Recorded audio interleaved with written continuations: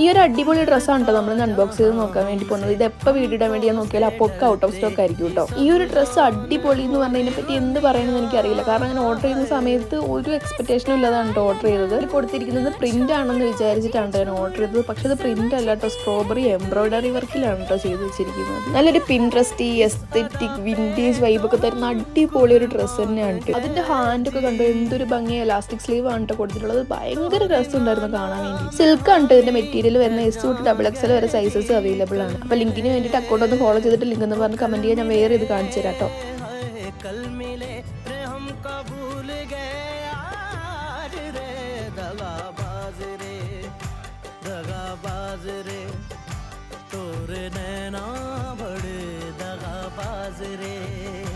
दगा